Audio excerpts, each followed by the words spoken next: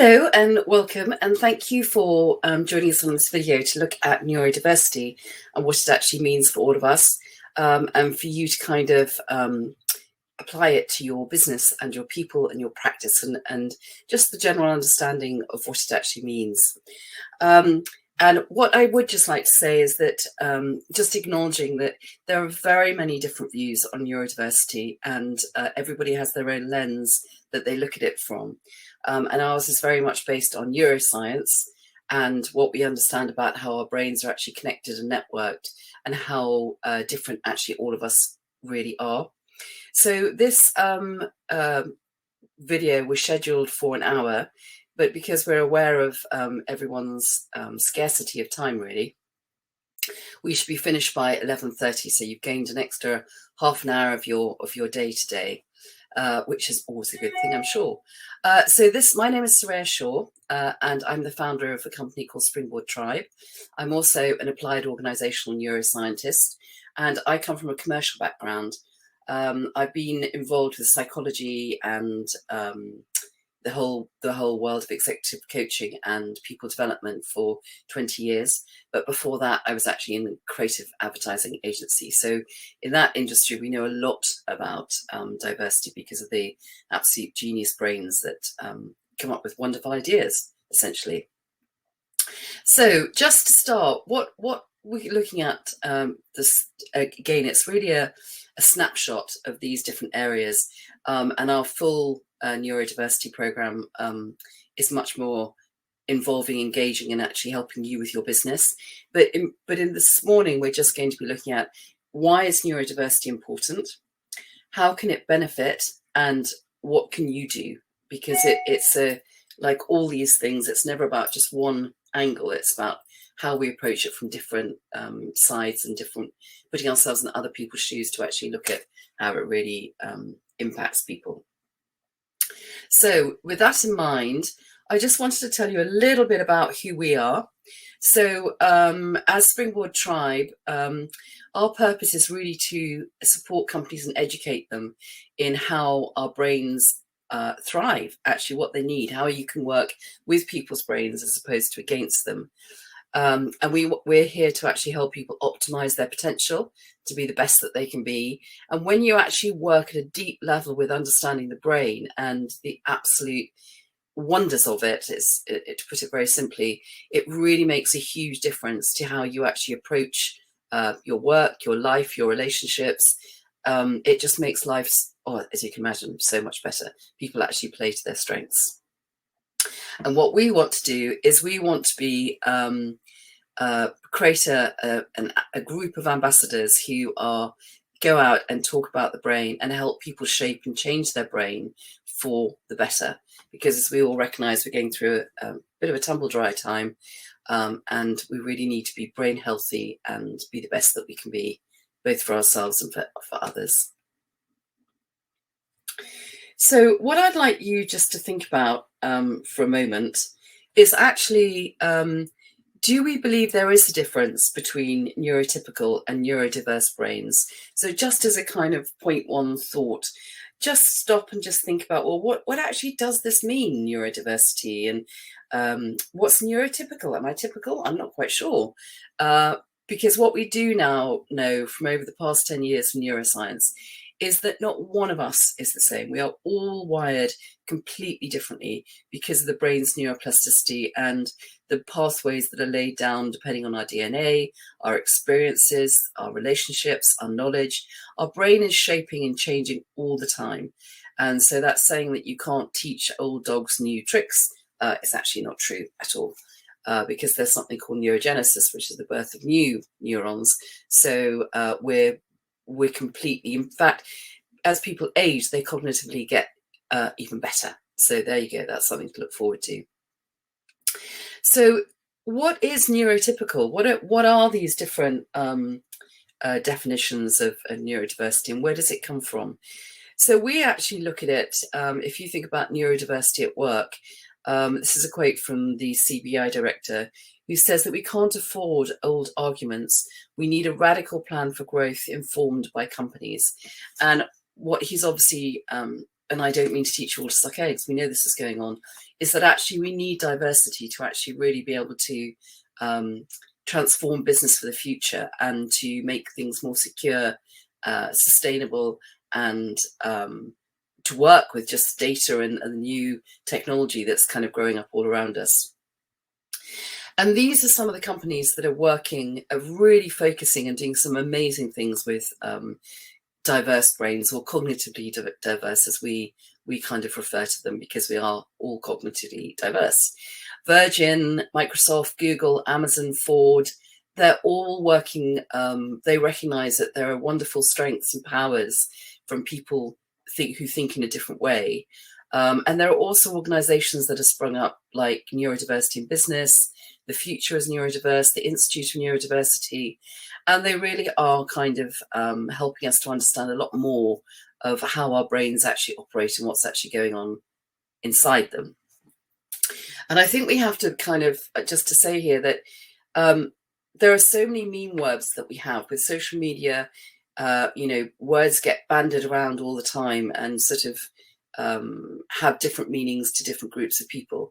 So for us, cognitive neurodiversity is very much about cognitive diversity. It's about how you learn differently, how your experiences have been different, how your the neuroplasticity of your brain has created different pathways, different connections. And we do know that all of us, with our strengths and the differences that we have, it's because those connections in the brain are much, much stronger. And hence why we have this cognitive diversity, and we can look at the world in very different ways. So just this very quick picture here of the brain. And we know that the brain is very, very heavily networked, as I've just kind of pointed out, and we're more and more now, we're all aware of the magnificence of how that actually works now. We're all different, and that actually people don't want to be we want to belong, but we don't want to feel just part of the norm. And so therefore that's why neurotypical is a kind of misinformed term, really, because none of us are typical. There is no average anymore. There's too much work, as we know, that's been done on what does average actually mean, be it school children, be it how you do your job, be it how you see the world. Normality is a construct that just doesn't really exist, and is actually very misunderstood. So our brains are shaping all the time. So when we bring into our talent and our people and our teams different ways of thinking and approaching the world, you actually end up with very, very different solutions. So what we like to think about is that actually great minds are not alike. You know, we all have our own strengths, our own abilities, our own ways of developing and seeing the world and shaping the world, actually, which is what we really want. So what are the neurodiversity? What do they actually mean? What are they covering? So neurodiversity is an essential form of human diversity. The idea that there's one normal or healthy type of brain or mind or right style is kind of passé. We know that now. And as this quote is saying, the idea that there is one normal or healthy type of brain or mind, or one right style of neurocognitive functioning, is no more valid than the idea that there is one normal or right gender, race, or culture. And this is from a guy called Nick Walker, who he's an autistic author and educator. So what are what do they actually mean? How do the cognitive processes differ? So neurodefinitions cover quite a wide spectrum of the different way that our brains are programmed and work. And I know programmed is a strange word to use, but it's a simple kind of language, I suppose. So we have neurodiversity, which is the range of differences in individual brain function and behavioral traits. People also talk about neurodivergent, whose neurological developments and states differ in their function. And then neurotypical, which we've just talked about. And the skills that you actually get from the diversity of our thinking and our cognition is you have, if you have a dyslexia, we have ADHD, you have a dyspraxia, autism, a huge range of differences. And I think the figures are that there is 20% of the adult population, they reckon, is cognitively diverse. But I more and more I'm reading, and you've got Richard Branson, who has just educated all the teachers in New York, I think it was, in how to actually spot dyslexia in people. So I think we're all going to find out it's going to be a much broader part of society than we know now. And a lot of people, we forget that 70%, 72% of people don't actually share that they have a cognitive diversity, because it's it's misunderstood, or has been misunderstood. And it's interesting to think that only 100 years ago that people thought there was something wrong with people who were left-handed. So the way that we view people is shifting tremendously, and very positively, which is fantastic. But also a lot of employers don't know how to work with people who think and feel in a very different way. And I'm sure if you just think about some of the people that you've worked with, you'll think, actually, do you know what? They did see the world very differently. They were either very data driven, so therefore they were very happy shifting through all that data, making sense of it all, seeing patterns that, for instance, my brain just wouldn't see. Or there are people in my past, I've worked with a lot of creative people who really do solve problems in a way that, their brains just are wired so differently. And we have, genius people like Einstein and even Elon Musk, who again are quite happy to take risks and to do things differently and to think very, very big. So if you think about all those wonderful attributes, they really will make a difference to the way that we approach business and the way that we shape our new world, which is, I suppose, what we're all trying to do. But this slide here is from Professor Amanda Kirby, who does a lot of work with, she's called Just Do It, neurodiverse people. And as you can see here, and I'm not going to go through it all, if you have in the center here, the different attributes and skills that they have, but also what you have to be aware of with people, which is actually, again, all of us, cognitive diversity. We can get burnout very, very quickly. People can get too focused, so there are always the balance between the negatives and the positives. And up here, we know people with dyslexia have problems spelling and reading and writing, but now we have things like Grammarly and different technological tools that we can use that kind of solve that problem. You have people with dyspraxia, and so their coordination, their fine motor skills are very different. ADHD, interesting. ADHD, they're thinking that from the neuroscience perspective, that actually it's a lack of dopamine. So dopamine, as we know, is all about the can be negative or positive. It's the anticipation of a reward.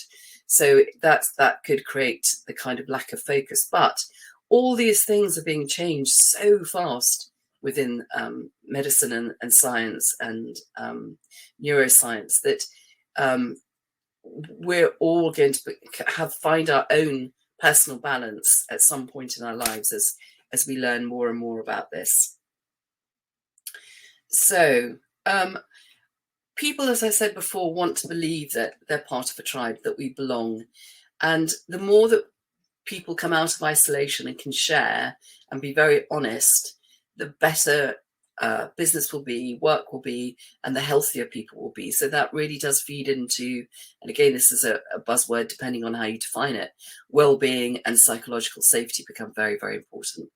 So if you want to create a culture where people are going to be honest with you and talk about how they're feeling, what they need, how they see the world differently, you need to have created an atmosphere where people feel secure, they feel valued, they feel noticed, they feel appreciated, and then people create that culture where they'll share and actually move towards each other, because we're relational creatures. Relations are the most important part for us as human beings.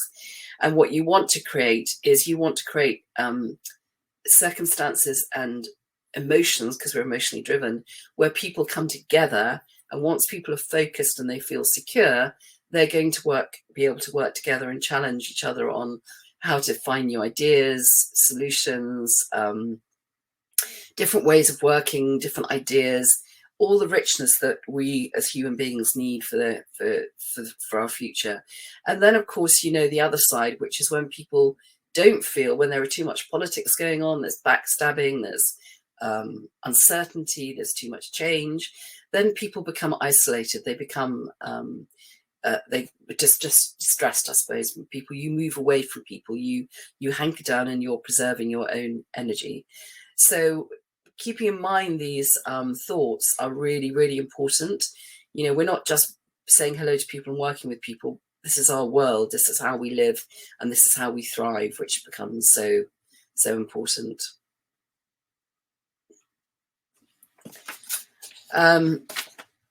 Okay, I'm saying that some of the slides aren't being seen, so I just want to, it might be me and the stuff that I'm putting on here. So what are the advantages of neurodiversity in the workplace? Well, I think as we've just kind of started talking about, they are absolutely vast. I mean, we don't want a whole workforce of kind of robotic people doing the same things, saying the same things, because we know that where that kind of gets us, which is nowhere. We want people who are sparky and have got ideas and look at things differently, and actually are excited by different ways of doing things.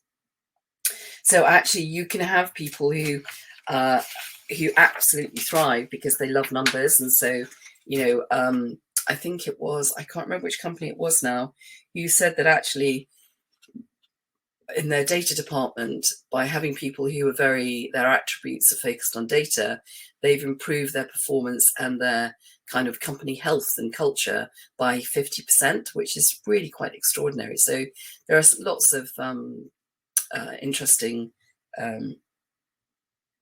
evidence out there for it. You can have those who are comfortable with attention to detail, as we've just said, those who live by numbers, and then those who live through seeing the world in a very different way, creatively, ideas, solutions, almost have that ability to kind of look around a corner, which in the way that the world that we're living in at the moment is a pretty handy thing to have.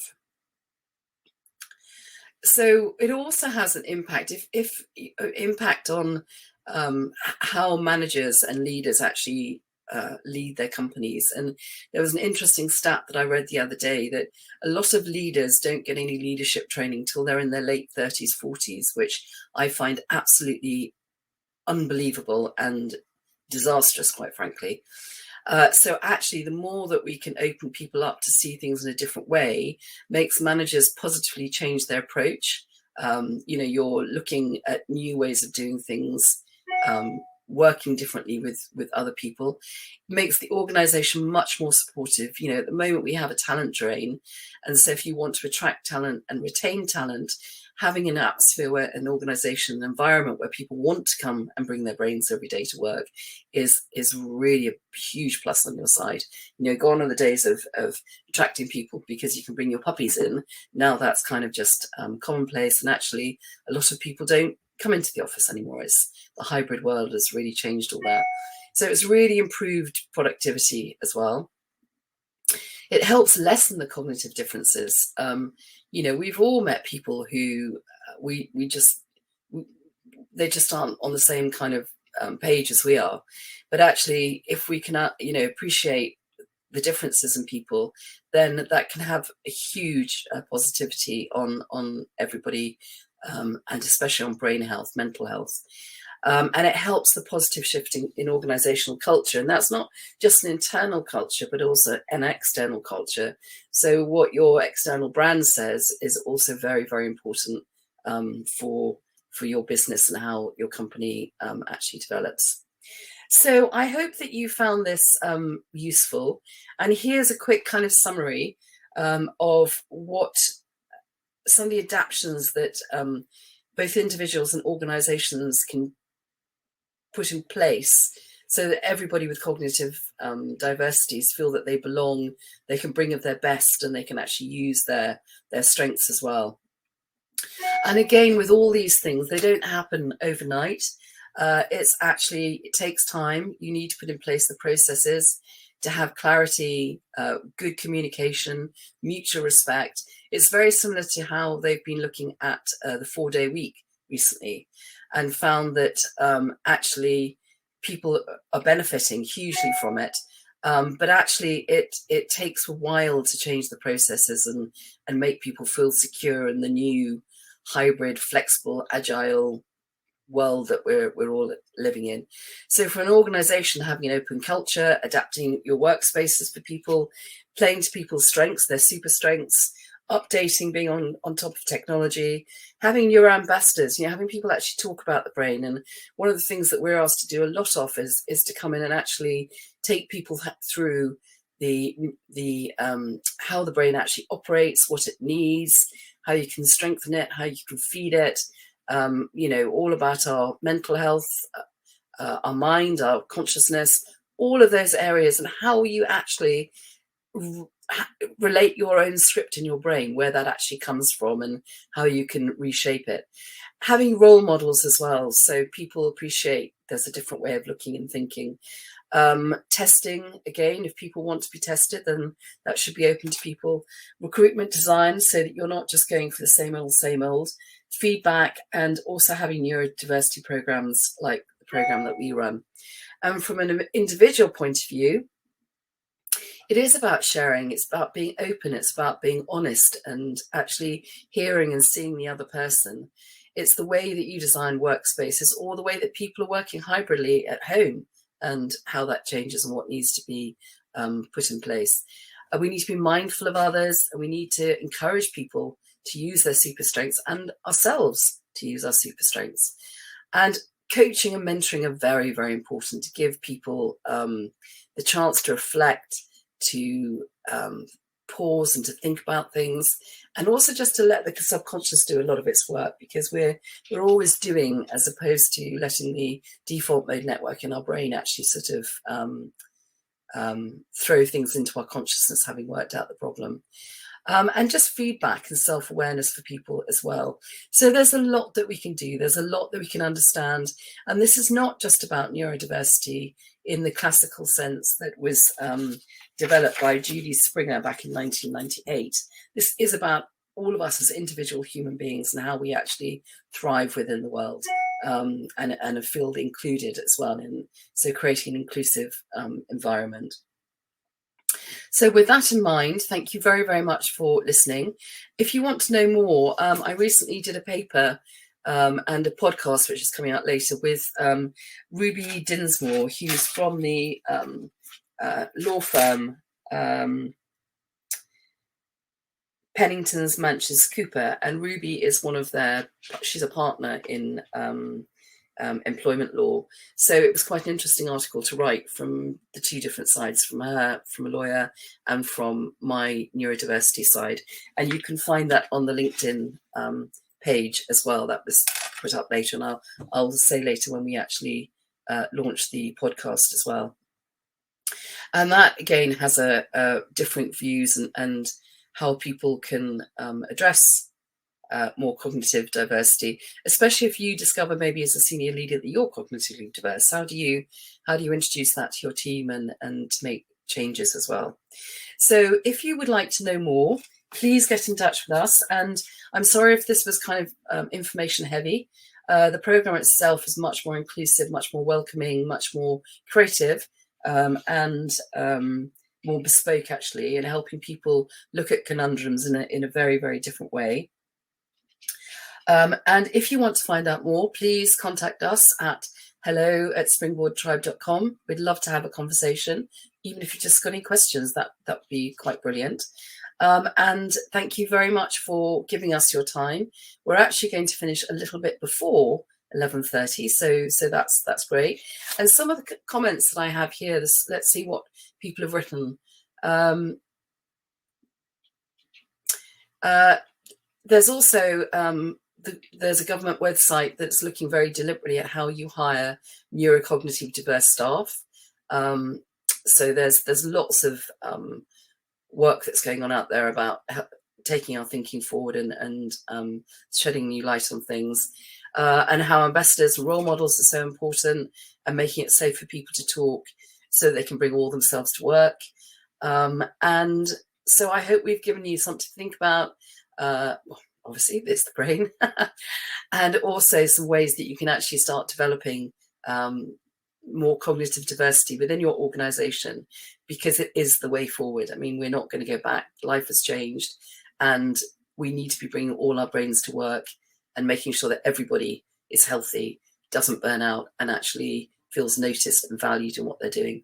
So lovely to have done this, and see you a bit later. Please watch out for our other videos that will be coming up on our LinkedIn Lives. This was our first one, inaugural one, so thank you very much.